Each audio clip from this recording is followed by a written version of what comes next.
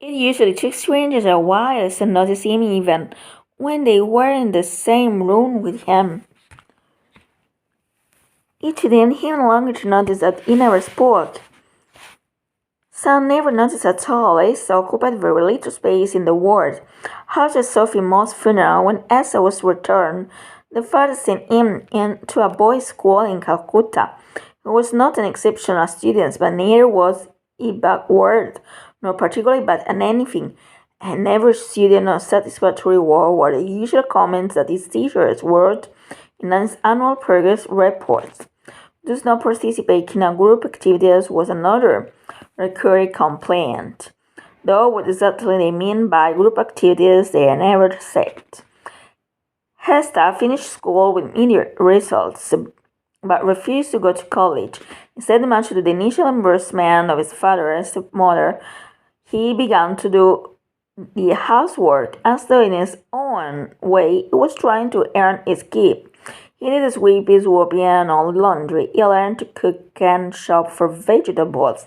Vendors in the bazaar, sitting behind pyramids of oil, shining vegetables, could recognize him and will attend to him amidst the clamoring of their other customers. They gave him rusted film cans in which to put the vegetables he picked. He never bargained, they never cheated him. When the vegetables had been weighed and paid for, they would transfer them to his plastic shopping basket, onions at the bottom, green shallot tomatoes on the top, and always a sprig of coriander and a fistful of green chilies for free. Has a accordion hung in the crowded tram, a quiet bubble floating on a sea of noise. At meal times, when he wanted something, he got up and helped himself. Once the acquaintance arrived, he stayed spreading Nesta. He reached out of his head and unfolded him in his swampy arms. He rocked him to the rhythm of an ancient fatal arpeggio.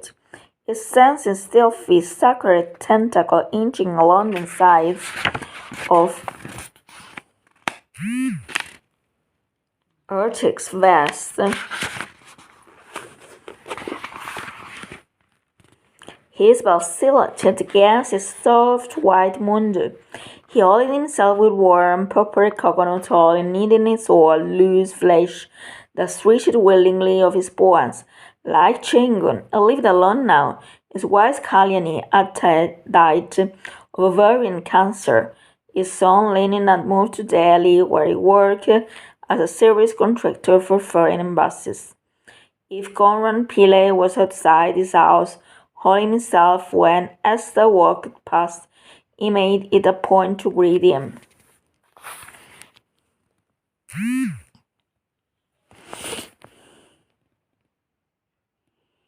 Esther morning would call out in his eye, peeping voice, friend fevers now, like sure gay and stripped of his bark. Good morning, your daily constitutional.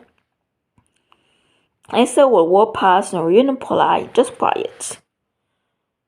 Conrad Philly would slap himself all over to get the circumstance going.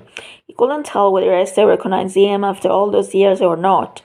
Not that the particular occurred, though his part in the whole thing had by no means been a small one.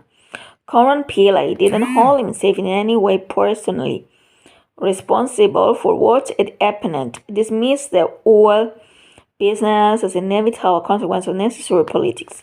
He held omelette and next thing, but then current K&M Pillay was essentially a political